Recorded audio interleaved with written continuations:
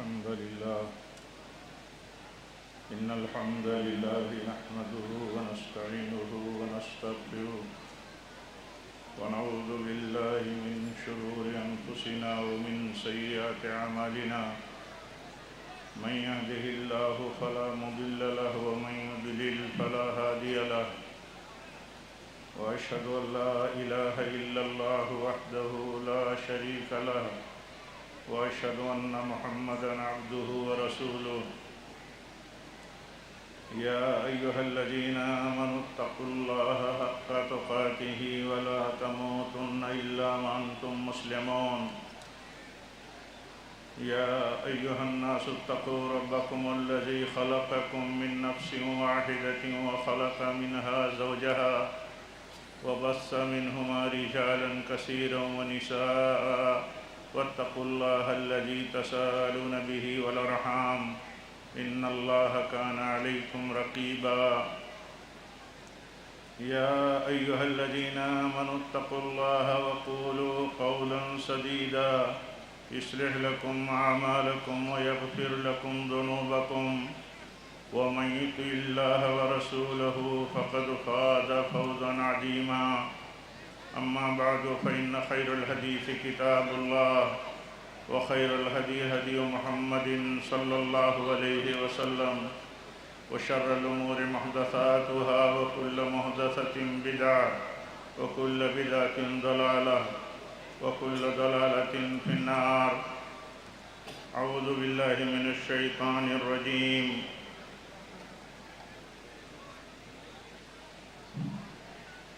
واعتصموا بحبل الله جميعا ولا تفرقوا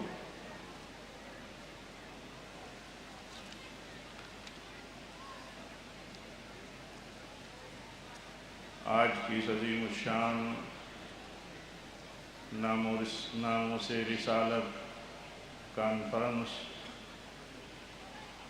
کے سرپرست جماعت المسلمین محصلہ کے صدر محترم جناب ناظم سیف الدین چوگلے صاحب اور ایسے ہی جماعت المسلمین محصلہ کے محترم سیکریٹری جناب صادق فرزق محمدی صاحب اور جماعت کے زیر سرپرستی شعبہ دعوت و تبلیغ کے ذمہ داران، جس شعبے کے تحت یہ عظیم الشان کانفرنس چل رہی ہے، اور آج کی اس کانفرنس کے قابل قدر معزز اور معتبر خطبہ کرام اور اس عظیم الشان کانفرنس میں شریک معزز حاضرین، دینی بھائیوں، اسلامی ماں اور بہنوں، پیارے بچوں،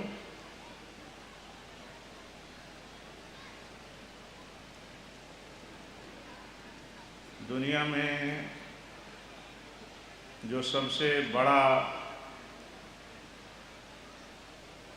اور سب کو الجھائے ہوئے مسئلہ ہے، جس سے سبھی الجھے ہوئے ہیں، وہ اختلاف کا مسئلہ ہے۔ سبھی ناپسند کرتے ہیں اختلاف کو،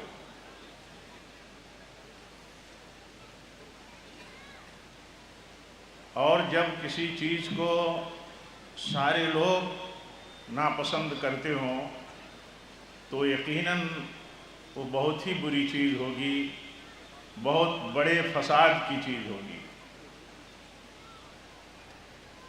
آئیے دیکھیے اللہ تعالیٰ نے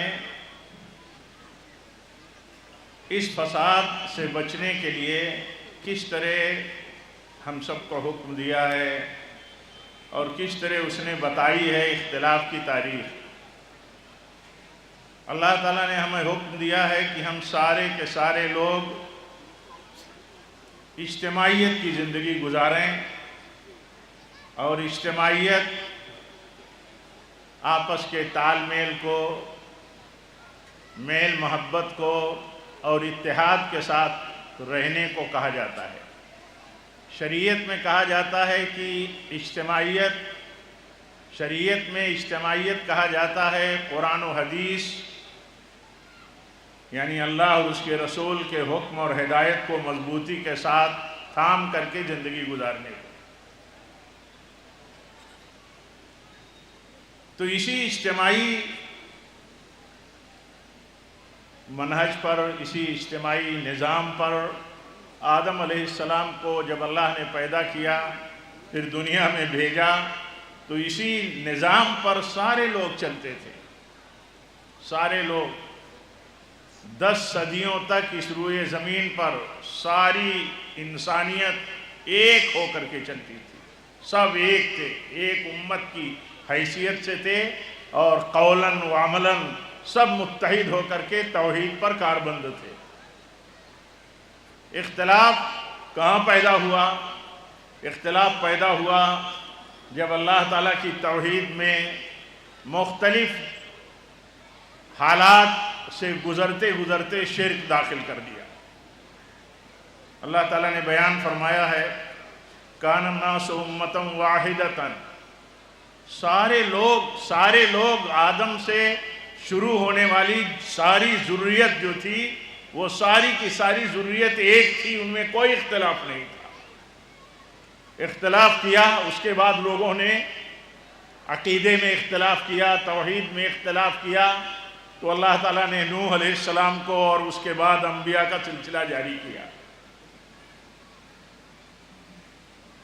یہاں سے آپ دیکھیے امت انسانیت میں، انسانی گروہ میں اختلاف کا سلسلہ شروع ہوا۔ جب اللہ تعالیٰ یہ کہتا ہے کہ سارے کے سارے لوگ اللہ کی رسی کو مضبوطی سے تھامو، اور اس بات کا تذکرہ کرتا ہے کہ پہلے لوگ سارے کے سارے ایک تھے، عقیدے میں، توحید میں ایک امت کی حیثیت سے رہتے تھے، ان میں اختلاف جب آیا تو شرک کے ذریعے اختلاف آیا، تو یہ بڑی صراحت سے یہ بات ثابت ہوتی ہے ہر سمجھدار کے لیے کہ جب عقیدے میں اختلاف ہوگا، جب صحیح عقیدے سے انحراف ہوگا تو اختلاف پیدا ہوگا اور انتشار ہوگا، اور جب انتشار ہوگا تو امت ٹکڑوں میں بھی بٹ جائے گی، گروہ بندیوں کا شکار ہو جائے گی، دھڑے بندی ان کے ہاں پیدا ہو جائے گی۔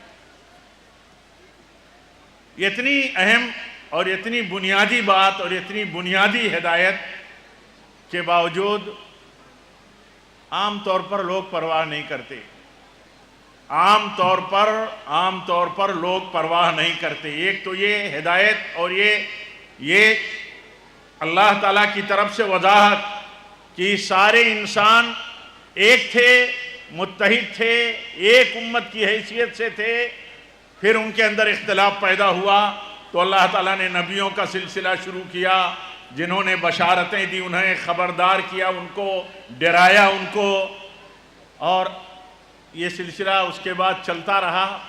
تو جب انبیاء کا سلسلہ ختم ہوا تو لوگوں کو خبردار کرنے کے لیے اللہ تعالیٰ نے اسی سنت کو زندہ اور باقی رکھنے کے لیے انبیاء کے ورثہ کو پیدا کیا، ان کی ذمہ داری یہ ٹھہرائی کہ لوگوں کو بتاؤ کہ ایک امت کی حیثیت سے رہو، لیکن ایک امت کی حیثیت سے لوگ نہیں رہیں گے، یہ بھی اللہ تعالیٰ نے بتایا۔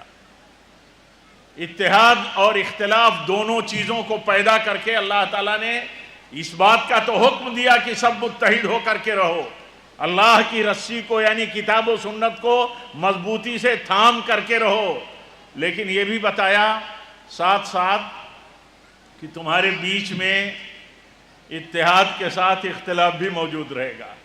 اتحاد ان کا ہوگا جو کتاب و سنت پر جمع ہوں گے، اللہ کی رسی کو سب مل کر کے جتنے ہیں مضبوطی سے تھامنے والے وہ متحد ہیں، متحد انہیں مانا جائے گا، اور جو اس سے اختلاف کریں گے وہ اختلاف کرنے والے ہوں گے، لیکن دونوں کا وجود ہوگا، دونوں کا وجود ہوگا۔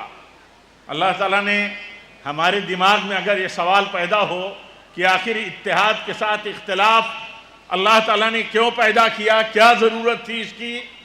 تو اللہ تعالیٰ کا یہ نظام امتحان ہے، یہ آزمائش کا نظام ہے اللہ تعالیٰ کی طرف سے کہ اس نے اختلاف کو پیدا کیا تاکہ اختلاف کے ذریعے اللہ تعالیٰ انسان کی آزمائش کر سکے۔ ہماری آپ کی، سارے انسانوں کی، مسلمان ہو غیر مسلم ہو، سارے انسانوں کی آزمائش اللہ تعالیٰ نے آزمائش کے لیے اسے پیدا کیا۔ خود اللہ تعالیٰ فرماتا ہے، اللہ تعالیٰ بہت صراحت کے ساتھ فرماتا ہے وَلَوْ شَاءَ اللَّهُ لَجَعَلَكُمْ أُمَّةً وَاحِدَةً وَلَكِنْ لِيَبْلُوَكُمْ فِي مَا آتَاكُمْ۔ اللہ تعالیٰ فرماتا ہے کہ تمہارا رب چاہتا تو تم سب کو ایک بنا دیتا، ایک امت، ایک عقیدہ، ایک منہج، ایک طریقے پر، ایک رخ ہوتا، ایک مقصد سب کا ہوتا، لیکن اللہ تعالیٰ نے ایسا نہیں کیا۔ اللہ تعالیٰ خود فرماتا ہے کہ ایسا اس لیے نہیں کیا تاکہ تمہیں آزمائے کہ تمہارے سامنے حق آتا ہے تو حق کا ساتھ دیتے ہو، یا تمہارے سامنے باطل آتا ہے تو باطل کا ساتھ دیتے ہو۔ حق و باطل کی تمیز ہونے کے باوجود تم ساتھ کس کا دیتے ہو، اس کا امتحان لینے کے لیے اللہ تعالیٰ نے یہ اختلاف کا نظام رکھا ہے۔ یہ اختلاف کا نظام بہت بے چینی ہوتی ہے، ہو سکتی ہے ہمارے آپ کے بہت سارے لوگوں کے دلوں میں کہ اتنا سارا اختلاف کیوں ہے، اتنے سارے اختلافات کیوں پیدا ہوتے ہیں۔ اختلافات کے ذمہ دار بندے ہیں، انسان ہے، لیکن یہ ساری چیزیں جو موجود ہیں، اگر اللہ تعالیٰ چاہتا تو ان چیزوں کو کنٹرول کر دیتا، ان چیزوں کو روک دیتا۔ اللہ تعالیٰ کی مشیت کا ایک حصہ ہے یہ کہ اس نے اختلاف کو روکا نہیں، بلکہ اختلاف سے امت کو بچانے کے لیے اللہ کے نبی صلی اللہ علیہ وسلم نے دعا بھی فرمائی تھی، تو اللہ تعالیٰ نے یہ دعا بھی قبول نہیں کی۔ وہ اسی لیے اللہ تعالیٰ نے نہیں قبول کی کہ تاکہ ہمیں آزمائے وہ کہ ہم اختلاف، اجتماعیت چھوڑ کر کے، اتحاد چھوڑ کر کے، حق چھوڑ کر کے باطل پر ہم جاتے ہیں، یا ہم حق جاننے کے بعد، حق ملنے کے بعد، حق واضح ہو جانے کے بعد ہم حق پر جمے رہتے ہیں۔ یہ بہت بڑی اہم بات ہے اور بنیادی بات ہے۔ اگر ہم غور کریں، آپ غور کریں کہ اللہ تعالیٰ نے ہمارا امتحان لینے کے لیے ہمیں ایک نہیں بنایا، اور فرمایا اللہ تعالیٰ نے وَلَوْ شَاءَ رَبُّكَ لَجَعَلَ النَّاسَ أُمَّةً وَاحِدَةً وَلَا يَزَالُونَ مُخْتَلِفِينَ إِلَّا مَنْ رَحِمَ رَبُّكَ۔ یہاں اللہ تعالیٰ فرماتا ہے کہ تمہارا رب چاہتا تو تمہیں ایک بنا دیتا، لیکن اختلاف کرتے رہیں گے لوگ، سوائے ان کے جن پر اللہ تعالیٰ کی رحمت ہے۔ اب دیکھیے کن پر اللہ تعالیٰ کی رحمت ہے، کون لوگ ہیں جو اختلاف نہیں کرتے؟ جو اختلاف نہیں کرتے حق سے، وہ اللہ تعالیٰ کی رحمت کے مستحق ہیں، وہ اللہ تعالیٰ کی طرف سے رحمت کی نعمتوں میں ہیں۔ اور کون اختلاف نہیں کرتا؟ حق سے کون اختلاف نہیں کرتا؟ امام ابن تیمیہ فرماتے ہیں رحمہ اللہ، فرماتے ہیں کہ اللہ تعالیٰ نے خبر دیا ہے کہ اہل رحمت کون ہیں، اہل رحمت کون ہیں، خبر دیا ہے۔ تو اللہ تعالیٰ نے خبر دیا ہے کہ جو انبیاء کی سچی پیروی کرنے والے ہیں وہی اہل رحمت ہیں، وہی اختلاف نہ کرنے والے ہیں۔ اور آگے فرماتے ہیں، اور اس امت میں جو اہل قرآن و حدیث ہیں، وہ اس امت میں اللہ کی رحمت کے مستحق ہیں، وہی اہل رحمت ہے، کیونکہ وہی ہیں جو حق سے اختلاف نہیں کرتے۔ آپ اہل الحدیث ہیں، اہل سنت حقیقت میں آج اہل الحدیث ہیں۔ کہیں آپ نے دیکھا ہے جو سچا اہل الحدیث ہے وہ کبھی حق سے اختلاف کرتا ہے؟ حق جب بھی اسے پہنچتا ہے، حق جب بھی اسے ملتا ہے حق کے سامنے اپنے آپ کو سرنڈر کر دیتا ہے، حق کے سامنے اپنے آپ کو جھکا دیتا ہے. اور ان کے علاوہ آپ دیکھ لیجئے جو اہل الحدیث یا سچے قرآن و حدیث والے ہیں، ان کے علاوہ جتنے لوگ ہیں وہ اختلاف سے باز نہیں آتے. بہت سارے حوالے ان کے، بہت ساری تعویلات ان کے یہاں، حق سے فرار اختیار کرنے کی، حق سے دور بھاگنے کی. یہ انہی کا طریقہ ہے جو کتاب و سنت سے ہٹے ہوئے لوگ ہیں. تو امام ابن تیمیہ رحمۃ اللہ علیہ فرماتے ہیں کہ حقیقت میں اللہ تعالیٰ کی رحمت کے مستحق وہی لوگ ہیں جو لوگ اختلاف نہیں کرتے، قول اور عمل میں ہر مسئلے میں وہ حق کی پیروی کرتے ہیں. اب دیکھیے اگر حق کی پیروی ہو، حق ملنے کے بعد، حق سننے اور جاننے کے بعد اگر حق کی پیروی ہو تو کیا اجتماعیت کے بجائے تفرقہ بازی ہوگی؟ تفرقہ بازی نہیں ہوگی. حق ملا تو آدمی سرنڈر ہو جائے گا، حق ملا تو اپنی رائے چھوڑ دے گا، حق ملا تو اپنے جتھے سے الگ ہو کر کے جو غلط اور باطل پر ہے، باطل تعویلوں اور بنیادوں پر ہے، وہ حق کے ساتھ آ جائے گا. تو وہی اللہ تعالیٰ کی رحمت کے مستحق ہیں جو لوگ اختلاف کے بیچ میں اتحاد کے لیے اللہ کے حکم کے مطابق حق کے ساتھ آ جاتے ہیں. اور ایسا کبھی نہیں ہو سکتا اور نہ ہوا کبھی تاریخ میں، نہ کبھی ایسا ہوا کہ حق ایک ساتھ سب کو ملا ہو اور پورے حق کا علم کسی کو رہا ہو. حق مرحلہ وار آتا ہے، علم مرحلہ وار آتا ہے، ایک ساتھ علم حاصل نہیں ہوتا کسی کو. تو یہ کسی کے لیے حجت اور دلیل نہیں ہے کہ فلاں کے ہاں تو یہ مسئلہ تھا، فلاں کے ہاں تو یہ مسئلہ ہے.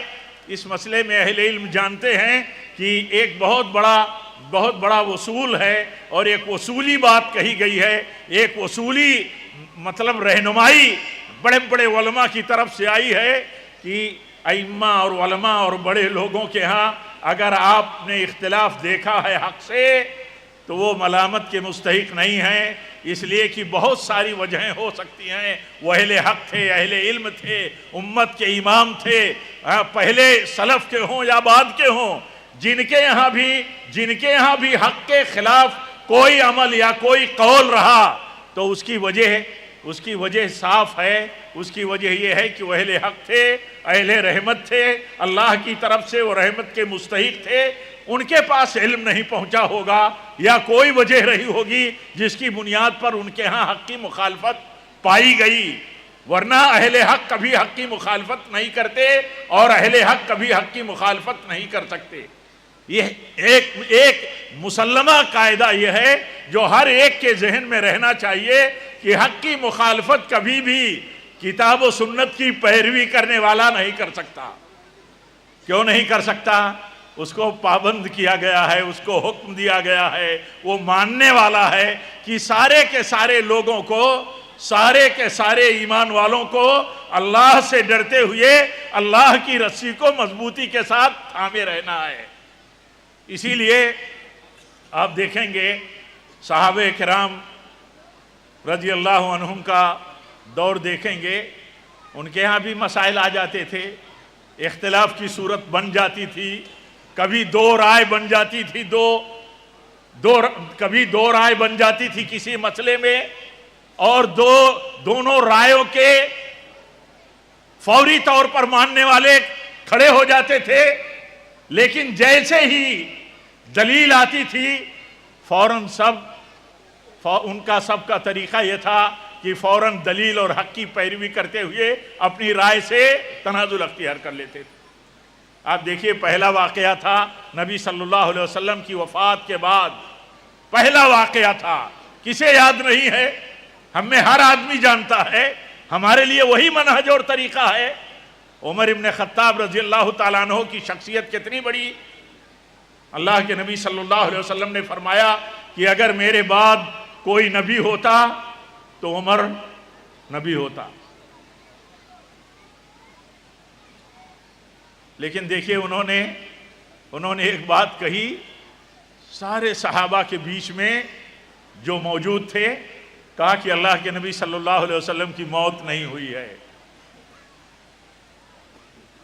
اور یہی چاہتے تھے سب تو یہی چاہتے تھے کہ اللہ کے نبی کی موت نہ ہو۔ ان کے لیے اس سے بڑا مسئلہ اور کیا ہو سکتا ہے؟ اس سے بڑا حادثہ، ان کے لیے اس سے بڑی مصیبت کوئی اور نہیں ہو سکتی تھی۔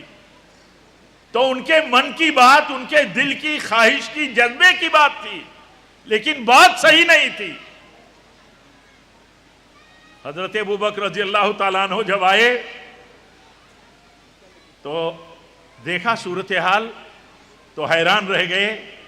تو انہوں نے اصولی بات کہی، ریفرنس قرآن کا لے کر کے بات کہی، اور کہا کہ دیکھو جتنے رسول آئے سب چلے گئے، وما محمد الا رسول قد خلت من قبلہ الرسل، آپ سے پہلے جتنے رسول آئے سب چلے گئے، آپ بھی محمد صلی اللہ علیہ وسلم اللہ کے ایک رسول ہیں، آپ بھی ایک رسول ہیں اللہ کے، آپ کے لیے بھی اللہ کی وہی سنت ہے۔ یہ بات سننے کے بعد دیکھیے، یہ بات سننے کے بعد، دلیل آ جانے کے بعد، یہی حق اور اہل رحمت، یہی اہل رحمت الہی کے مستحق ہیں، یہی سوچ رکھنے والے کہ حق آ گیا تو حق مان لیا، حق آ گیا تو حق مان لیا۔ کتنے مسائل اور کتنے حوالے ہیں، کتنے واقعات ہیں صحابہ کے، حق آیا تو حق مان لیا۔ اسی لیے ان کے ہاں دیکھیے گروہ بندی نہیں ہوئی، دھڑے بندی نہیں ہوئی، اور وہ اس لیے نہیں ہوئی کہ وہ اپنی رائے پر اصرار کرنے والے نہیں تھے، نعوذ باللہ وہ اپنی خواہش کے مطابق اڑنے والے نہیں تھے۔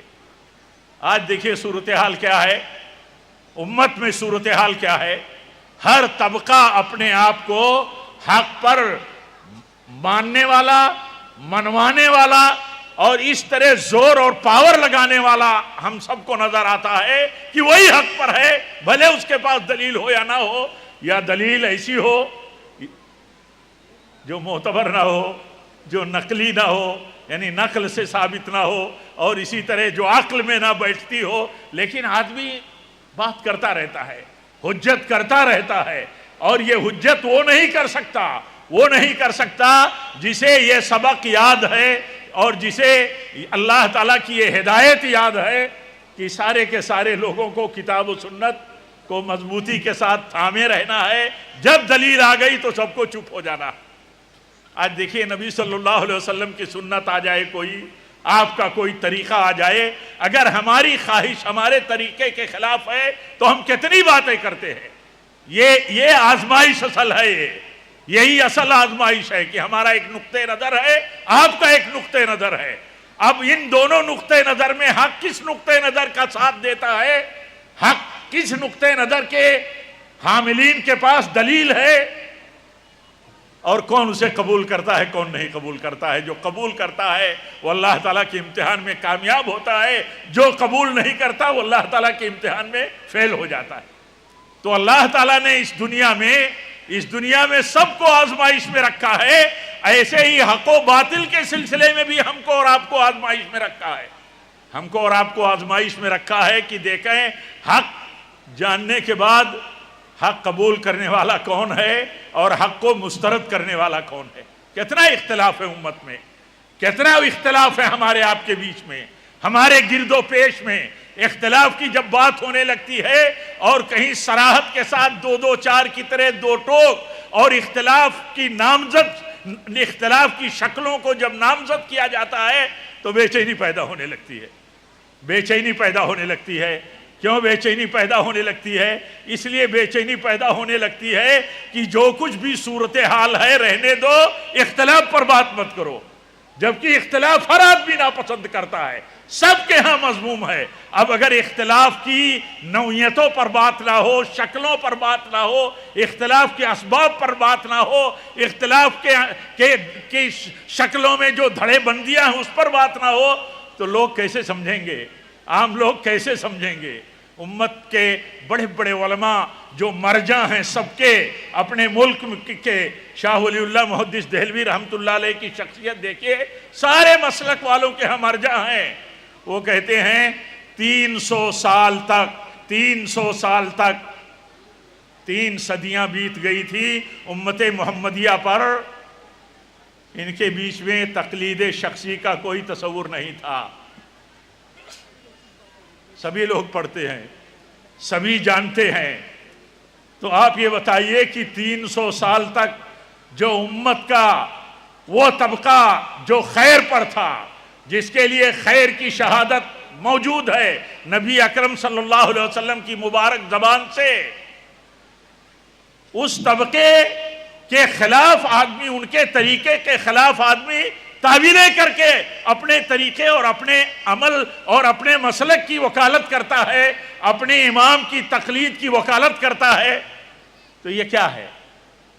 یہ کیا ہے؟ اگر یہ کہا جائے کہ یہ اختلاف ہے اللہ اور اس کے رسول کی ہدایت کی مخالفت کرتے ہوئے اور ایسے ہی سلف کے طریقے کی مخالفت ہے، یہ اگر یہ دین ہے جیسے آج کہا جاتا ہے کہ نہیں یہ دین ہے، کسی نہ کسی 4 اماموں میں کسی امام کی تقلید کرنا اہل سنت پر واجب ہے، تو واجب ہے تو یہ دین ہے، تو کیا یہ دین، کیا اس دین سے ہمارے سلف محروم تھے؟ کیا ہمارے سلف محروم تھے؟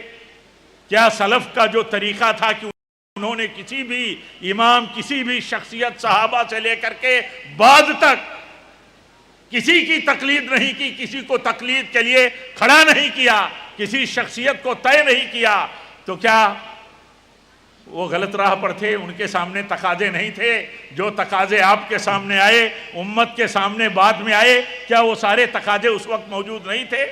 موجود تھے میرے بھائیوں۔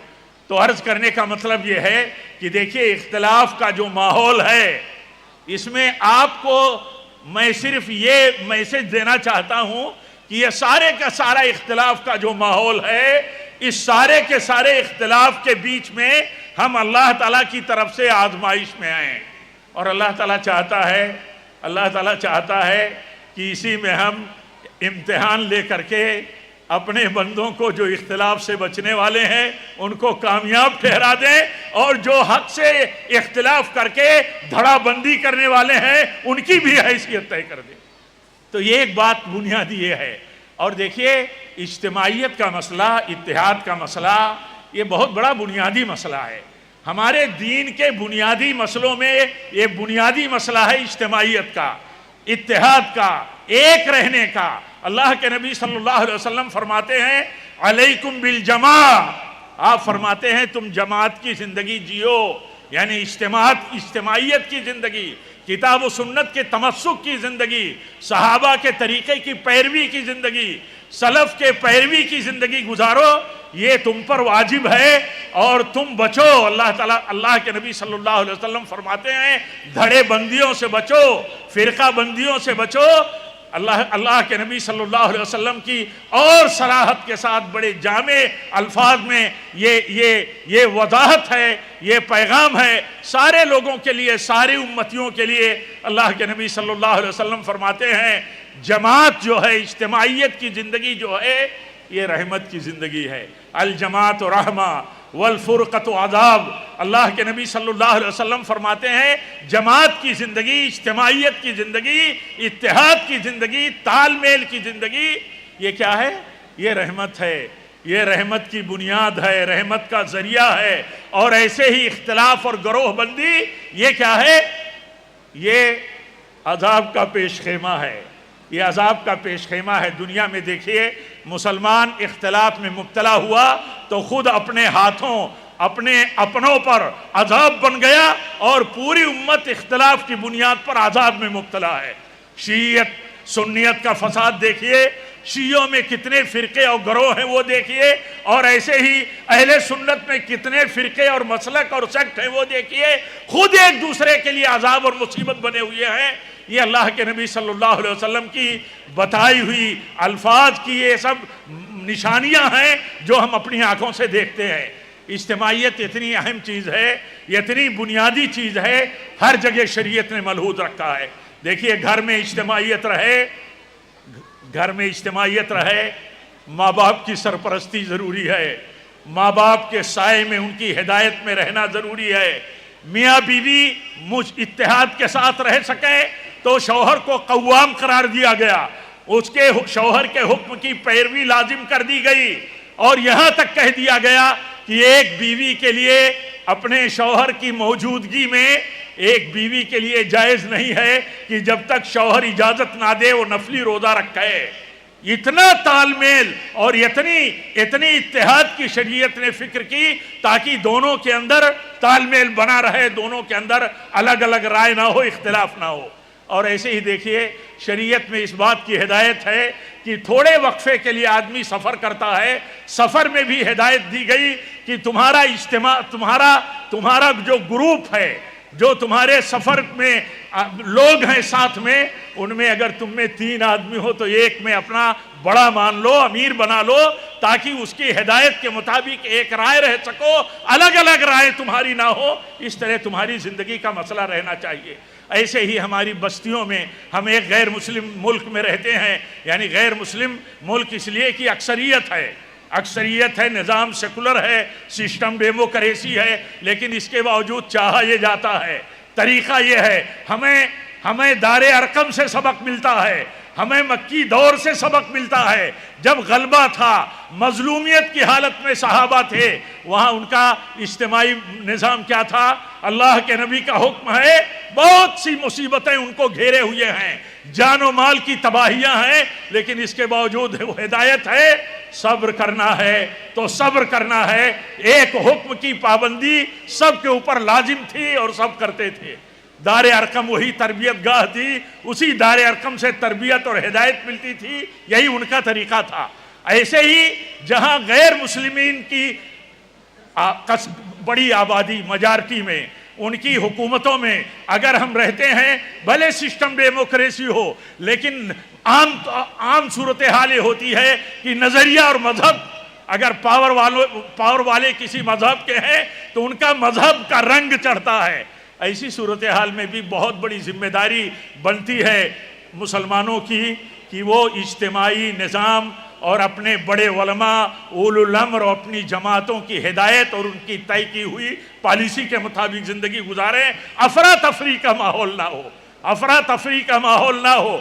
عام طور پر ابھی آپ نے صبح کے خطاب میں سنا کہ بہت سارے ہزاروں نہیں لاکھوں لوگوں کو گرفتار کیا گیا، یقیناً گرفتار کیا گیا، ہزاروں لوگوں کو گرفتار کیا گیا، لیکن ملک کی سیاسی سوجھ بوجھ رکھنے والی جو علماء کی قیادت ہے، جو اصل اولو الامر ہیں، جو کسی بھی غیر مسلم ملک میں بسنے والے مسلمانوں کے لیے ان کی رہنمائی اور گائیڈنس میں چلنا ضروری ہے۔ آپ دیکھیے یہاں بڑے بڑے علماء موجود ہیں، آپ کے پروگرام میں آپ کو پتا ہوگا کہ جن بنیادوں پر گرفتاریاں کثرت سے ہوئیں، ان میں غلط گرفتاریاں بھی ہوئیں اور شبہات کی بنیاد پر گرفتاریاں ہوئیں، حقائقوں کا سورس نکالنے کے لیے گرفتاریاں ہوئیں، لیکن آپ نے کہیں نہیں سنا ہوگا کہ معتبر علماء نے اور جماعت نے کبھی بھی اس طرح کے رجحان اور فکر کی کبھی بھی تائید کی ہو۔ علماء کی ہدایت، ان کے گائیڈنس کے خلاف جب لوگ جائیں گے تو نتیجہ کیا ہوگا؟ نتیجہ یہ ہوگا کہ وہ اللہ کی رسی اور اجتماعیت کی لڑی میں جڑے رہنے کے بجائے، پیروئے رکھنے کے بجائے اپنے آپ کو جب الگ کر لیں گے تو نتیجہ کیا ہوگا؟ فساد ہوگا۔ اللہ تعالیٰ نے فرمایا کہ اگر اللہ اور اس کے رسول کی اطاعت نہیں کرو گے تو نتیجہ کیا ہوگا؟ تم کمزور پڑ جاؤ گے اور تمہاری قوت اکھڑ جائے گی اور تمہارے لیے صورتحال عذاب کی بن جائے گی۔ میرے بھائیوں، انہی کلمات پر میں بات ختم کرنا چاہتا ہوں اور دوبارہ خلاصے کے طور پر یہ کہنا چاہتا ہوں کہ سارا اجتماعی نظام آدم علیہ السلام کے بعد